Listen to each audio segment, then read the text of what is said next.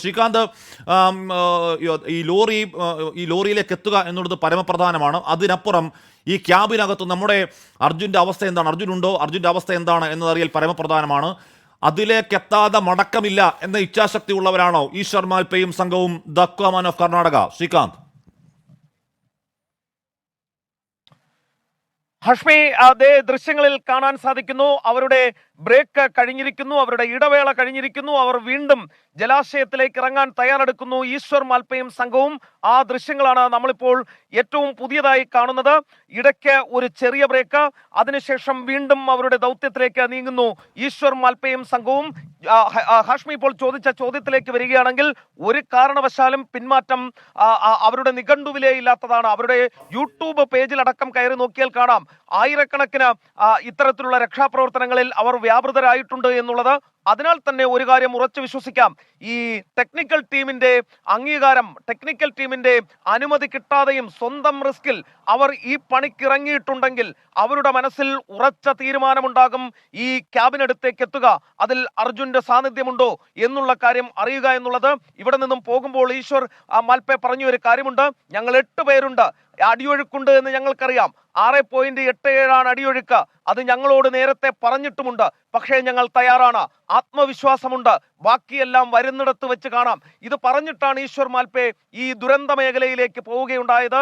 Easwar Malpe team നിലവിൽ ചെയ്യാൻ ഉദ്ദേശിക്കുന്നത് ഇങ്ങനെയാണ്: ശരീരത്തിൽ വടം ബന്ധിക്കുന്നു, ശേഷം ഈ ടഗ് ബോട്ടുകളിൽ കയറുന്നു, നേരെ ചെന്ന് ഈ CP4 സ്പോട്ട് ചെയ്തിടത്തിറങ്ങുന്നു, വലിയ ഇരുമ്പ് കമ്പി ഉപയോഗിച്ച് ഈ CP4 ഭാഗത്ത് കുത്തി നോക്കുന്നു. ഏതെങ്കിലും ലോഹവസ്തുക്കളിന്മേൽ ഈ കുത്തുമ്പോൾ ഇത് തടയുന്നെങ്കിൽ ആ ഭാഗം കേന്ദ്രീകരിച്ച് കൂടുതൽ തെരച്ചിൽ നടത്തുക. ഇതാണ് ഈശ്വർ മാൽപേ സംഘത്തിന്റെ ഇപ്പോഴത്തെ ഒരു ടാർഗറ്റ്. നിലവിൽ വീണ്ടും തയ്യാറെടുക്കുന്നു ഈശ്വർ മാൽപേ സംഘം. തുടരുക. ഷഫീദ് റാവുത്തർ ടെലിഫോൺ ലൈനിലുണ്ട്. ഷഫീദ്, ഈ ഈശ്വർ മാൽപേ സംഘം കൊടുക്കുന്ന വിവരങ്ങളുടെ അടിസ്ഥാനത്തിലായിരിക്കുമല്ലോ കരയിൽ അടുത്ത ഘട്ട നീക്കങ്ങൾ നടക്കുക. നേരത്തെ നമ്മൾ ദൃശ്യങ്ങളിൽ കണ്ടിരുന്നു, ക്രെയിനുകൾ കുറെ കൂടി തീരത്തേക്ക് കൊണ്ടുവന്ന് പുഴയിലേക്ക് അതിൻ്റെ കൈകൾ ഇറക്കി ഇട്ടിരിക്കുന്നത്. അപ്പോൾ എന്തായിരിക്കും ഈ നീക്കം എന്നത് സംബന്ധിച്ച സൂചനകളുണ്ടോ? ജില്ലാ അഡ്മിനിസ്ട്രേഷൻ അവരൊരു പ്ലാൻ തയ്യാറാക്കിയിട്ടായിരിക്കുമല്ലോ അപ്പോൾ ഈശ്വർ മാൽപേയും സംഘവും പുഴയിലേക്ക് ഇറങ്ങിയിട്ടുണ്ടാവുക. അങ്ങനെയാണെങ്കിൽ ഈ ദൗത്യം എങ്ങനെയായിരിക്കും മുന്നോട്ട് കൊണ്ടുപോകുന്നത്? അതിൻ്റെ പദ്ധതികളെപ്പറ്റി എന്തെങ്കിലും വിവരങ്ങളുണ്ടോ?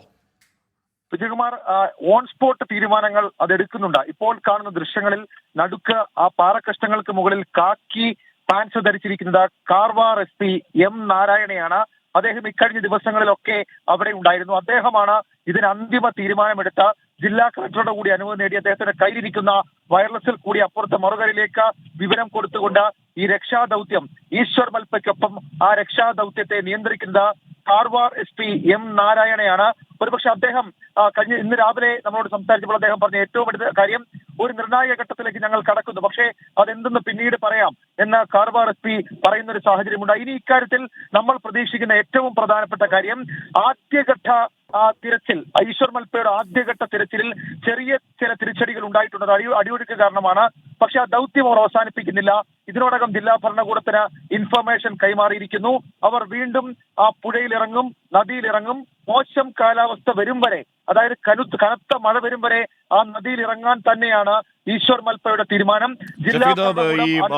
കാർവാർ SP, നമ്മളന്ന് രാത്രി ദുരന്തമുഖത്ത് പോകുമ്പോൾ അവിടെ ഈ എക്സ്കവേറ്റർ ഉപയോഗിച്ചുകൊണ്ടുള്ള മണ്ണുമാന്തൽ നടക്കുകയാണ്. അന്ന് രാത്രി മുതൽ വെളുക്ക വരെ എന്ന് പറഞ്ഞാൽ രാത്രി തുടങ്ങി രാവിലെ വെളുക്കും വരെ ആ പരിശോധന അവിടെ തുടർന്നു. അന്ന് ഈ ഈ കാർവാർ SP-യും കാർവാർ MLA-യും ഈ രാത്രി മൊത്തം ആ ദുരന്തഭൂമിയിൽ ഉണ്ടായിരുന്നതാണ് ഷഫീദ്. അപ്പോൾ അദ്ദേഹത്തിൻ്റെ പ്രതിബദ്ധത വല്ലാത്ത പ്രതിബദ്ധതയാണ് ഷഫീദ്. SK ഹഷ്മി ഒരു ഘട്ടത്തിൽ അദ്ദേഹം നമ്മളോട് സംസാരിച്ചപ്പോൾ അദ്ദേഹം പറഞ്ഞ കാര്യമാണ്, ചില നെഗറ്റീവ് ന്യൂസുകൾ അദ്ദേഹത്തിന് വളരെ വേദന ഉണ്ടാക്കിയെന്ന്. പക്ഷേ അതിലൊന്നും തോറ്റുപോകാതെ, അതിലൊന്നും പിന്നോട്ട് പോകാതെ കാർവാർ SP M നാരായണ, ആ പേര് വീണ്ടും വീണ്ടും പറയുന്നത് ഒരുപക്ഷെ മലയാളികളെ സംബന്ധിച്ച്, നമ്മൾ കേരളീയരെ സംബന്ധിച്ച്, നമ്മളുടെ പ്രിയപ്പെട്ട അർജുന് വേണ്ടിയിട്ടുള്ള തിരച്ചിലിൽ രാത്രിയും പകലുമില്ലാതെ ആ ദുരന്തമുഖത്ത് ആ കുത്തിയൊഴുകുന്ന നദിക്കരികിൽ ഈ SP ഉണ്ടായിരുന്നു. അത് അദ്ദേഹം ഇപ്പോഴും തുടരുന്നുണ്ട്. അദ്ദേഹം ഒരു ബോട്ടിൽ അല്പസമയം മുൻപാണ് അദ്ദേഹം അവിടേക്ക് എത്തിയത്, തുരുത്തിലേക്ക് എത്തിയത്. ഇപ്പോൾ നമ്മുടെ ഈശ്വർ മാൽപേയോടൊപ്പം അദ്ദേഹവും ഇത് നിയന്ത്രിക്കുന്നുണ്ട്. ഇക്കാര്യങ്ങളിൽ ഇൻഫർമേഷൻ പാസ് ചെയ്യുന്നുണ്ട്, കമാൻഡ് കൊടുക്കുന്നുണ്ട്. നേരത്തെ നമുക്കറിയാം ഈശ്വർ മാൽപ്പെ 20-ലധികം വളരെ പ്രധാനപ്പെട്ട അതിസങ്കീർണമായ ദൗത്യങ്ങൾ കംപ്ലീറ്റ് ചെയ്ത മനുഷ്യനാണ്. ഈ 20 എന്നുള്ളത് അതിസങ്കീർണമായ ദൗത്യങ്ങളാണ്. പക്ഷേ അദ്ദേഹത്തോടുള്ള പ്രതീക്ഷയോടെ കാർവാർ MLA അദ്ദേഹത്തെ വിളിക്കുന്നത്, കാർവാർ ജില്ലാ ഭരണകൂടം അദ്ദേഹത്തെ വിളിക്കുന്നത് ഒറ്റ കാര്യത്തിന് വേണ്ടിയിട്ടാണ്. അത് അവസാനഘട്ട പ്രതീക്ഷ എന്നോണമാണ്. ഹഷ്മിക്ക് അറിയാൻ പോലെ ഹഷ്മി എല്ലാ പ്രതീക്ഷകളും മങ്ങിയ ഒരു ഈവനിങ് ആയിരുന്നു ഇന്നലെ.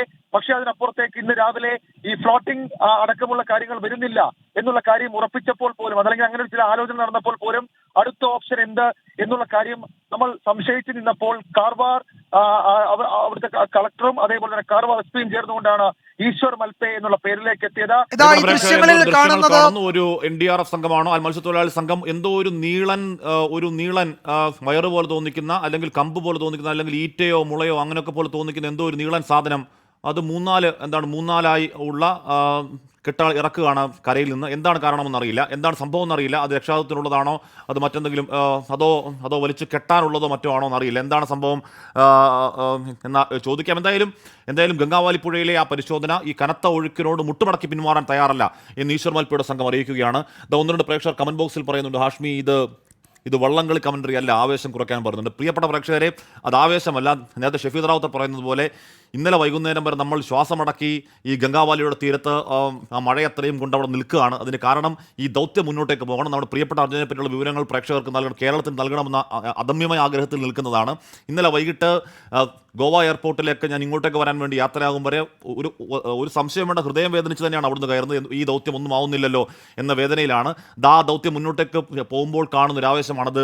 അത് വള്ളംകളി കമന്ററി പോലെ തോന്നിയാൽ പ്രിയപ്പെട്ട പ്രേക്ഷകരോട് ക്ഷമിക്കണം. അത് ഉള്ളിൽ നിന്ന് വന്നു പോയതാണ്. ദൗത്യം പുനരാരംഭിക്കുന്നു. അത് ചെറിയ പുനരാരംഭിക്കലല്ല, എ ബിഗ് സ്റ്റെപ്പ് എന്ന് തന്നെ പറയാം. ദ അക്വാമൻ ഓഫ് കർണാടക അവിടെ ഇറങ്ങുന്നത്. ഷഫീദ് റാവുത്തർ തുടർന്ന്. ഷഫീദ്, ഈ ദൃശ്യങ്ങൾ ഷഫീദിന് കാണാൻ കഴിയുമോ എന്നറിയില്ല. അവിടെ കരയിൽ നിന്നും ഒരു പച്ചക്കളറിലുള്ള ഒരു നീളൻ വടി പോലെയുള്ള ഒരു കൂട്ടം ഈ പറഞ്ഞ NDRFന്റെ ഡിങ്കി ബോട്ടിൽ അങ്ങോട്ടേക്ക് കൊണ്ടുവരികയാണ്. അതെന്താണെന്ന് അറിയാവോ ഷഫീദ്? പക്ഷേ P4 ആ സ്പോട്ടിലേക്ക് ഇറങ്ങാൻ സഹായകരമാകുന്നു. പക്ഷേ പോയിക്കൊണ്ടു. ഷഫീദ്, ഓഡിയോ ക്ലിയർ ആകുന്നില്ല. ഷഫീദിനെ ഒരിക്കൽ കൂടി ശ്രമിക്കാം. റേഞ്ചിന്റെ പ്രശ്നമുണ്ടോ എന്ന് എനിക്ക് തോന്നുന്നു. നമ്മൾ ഈ ദൃശ്യങ്ങളിൽ കാണുന്നത് ഈ ദൗത്യത്തിന്റെ ഏറ്റവും പ്രധാനപ്പെട്ട ഘട്ടം പുരോഗമിക്കുന്നതിനിടെ ഒരു സംഘം, രക്ഷാ ദൗത്യ സംഘത്തിലുണ്ടായിരുന്നവർ കരയിലേക്ക് പോയി ചില സാധനങ്ങളുമായി തിരികെ വരാൻ ശ്രമിക്കുന്നതാണ്. അരുൺ പാറയ്ക്കൽ, ഒരുപക്ഷെ അരുണിന് കുറെ കൂടി അടുത്ത് ഈ ദൃശ്യങ്ങൾ കാണാൻ കഴിയും. ഈ അരുണിനൊപ്പമുള്ള ക്യാമറമാൻ VS രാഹുലാണ് പ്രിയപ്പെട്ട പ്രേക്ഷകർക്ക് ഈ ദൃശ്യങ്ങളാകെ എത്തിച്ചു തരുന്നത്. അതിൽ ആ രക്ഷാദൗത്യത്തിൽ ഏറ്റവും കേന്ദ്രമായ ആ മൺകൂമ്പാര മുതൽ കരവര നീണ്ടു നിൽക്കുന്നതാണ് ആ ദൃശ്യങ്ങൾ. അവിടേക്ക് ഒരു നിമിഷം ഹാഷ്മി, അരുൺ പാറയ്ക്കൽ എന്തോ പ്രധാനപ്പെട്ട വിവരങ്ങൾ നൽകാനുണ്ട്. അരുൺ പറയൂ, എന്തൊക്കെയാണ് ഈ ദൃശ്യങ്ങളിൽ നമ്മൾ കാണുന്നത്? ഇതിൽ നമ്മൾ എന്താണ് വിലയിരുത്തേണ്ടത്? വിജയകുമാർ, ഒരുപക്ഷെ ആ സ്പോട്ട് 4 എന്ന് രേഖപ്പെടുത്തിയ സ്ഥലത്ത്, ലൊക്കേറ്റ് ചെയ്ത സ്ഥലത്തേക്ക് ഇറക്കാനുള്ള കമ്പിയാണോ കൊണ്ടുവരുന്നത് എന്നൊരു സംശയമുണ്ട്. അത് കുറച്ച് ഭാരമുള്ള ഒരു വസ്തുവാണ്. ഒരു മുള പോലെയുള്ള, ഈറ്റ പോലെയുള്ള, നേരത്തെ ഹാഷ്മി സൂചിപ്പിച്ച പോലെ തന്നെ ഈറ്റ പോലെ നീളത്തിലുള്ള ഒരു വസ്തുവാണ്. അത് കമ്പിയാണോ എന്ന് സംശയിക്കേണ്ടിയിരിക്കുന്നു. ക്രെയിൻ ഉപയോഗിച്ച് ആ വസ്തു താഴേക്ക് ഇറക്കി കൊടുത്തു. ഈ NDRFന്റെ നാവികസേനയുടെ ഒരു സംഘം ആളുകൾ ബോട്ടിലേക്ക് എത്തി കരയിൽ ചില നിർദ്ദേശങ്ങൾ നൽകി. അതിനുശേഷം ആ വസ്തു താഴേക്ക് ഇറക്കി കൊടുത്തു. ആ വസ്തുവുമായി ഈ സംഘം ആ ബോട്ടിൽ ഇങ്ങോട്ടേക്ക്, അതായത് ഈ മൺകൂനയിലേക്ക്, ഈ മൺതുരുത്തിലേക്ക്, ഈ സേനാംഗങ്ങൾ നിൽക്കുന്ന, ദൗത്യ സംഘത്തിൽ ഏർപ്പെട്ട ആളുകൾ നിൽക്കുന്ന സ്ഥലത്തേക്ക് എത്താൻ വേണ്ടി ശ്രമിച്ചുകൊണ്ടിരിക്കുകയാണ്. പക്ഷേ ഈ പുഴയുടെ അടിയൊഴുക്ക് അത് രൂക്ഷമാണ്. ആ വസ്തു ഉപയോഗിച്ച് ഇങ്ങോട്ടേക്ക് വരാനുള്ള ഒരു സാധ്യത ശ്രീകാന്ത് പറയുകയാണ്, അരുൺ പാറയ്ക്കൽ ശ്രീകാന്ത് പറയുകയാണ്, ഇത് പുഴയിൽ കുത്തി നോക്കാനുള്ള മുളങ്കമ്പുകൾ എത്തിക്കുകയാണെന്ന് പറയുകയാണ്. കുറേയധികം പ്രേക്ഷകർ, അതാണ് ഞാൻ നേരത്തെ പറഞ്ഞത് മുള എന്ന് പറയുന്നത്, കുറേ പ്രേക്ഷകർ നമ്മുടെ കമന്റ് ബോക്സിൽ പറഞ്ഞ മുള എന്ന് പറയുന്നുണ്ടായിരുന്നു. ഇത് ഉപയോഗിച്ച് കുത്തി നോക്കും പുഴയിൽ എന്നാണ് പറയുന്നത്. പക്ഷേ അത് എത്രത്തോളം പ്രാക്ടിക്കലാകും എന്നറിയില്ല. കാര്യം അസാധ്യമായ ഒഴുക്കാണ്. ഒഴുക്കിൽ മുള ഉപയോഗിച്ച് കുത്തുനോക്കലൊക്കെ അവരുടെ രീതിയായിരിക്കാം. ഈശ്വർ മാൽപ്പയും സംഘത്തിനും ഈ പണി നന്നായി അറിയാവുന്ന ടീമാണ് ഈശ്വർ മാൽപ്പയും സംഘവും. അപ്പോൾ അവർ മുള ഉപയോഗിച്ചുകൊണ്ട് താഴെത്തട്ടിലുള്ള ഈ പറഞ്ഞ ലോറിയുടെ ഭാഗമൊക്കെ ഉണ്ടോ എന്ന് കുത്തി നോക്കുന്നതാകാം. അവരുടെ മോഡസ് ഓപ്പറandi വളരെ വ്യക്തമായി നമുക്ക്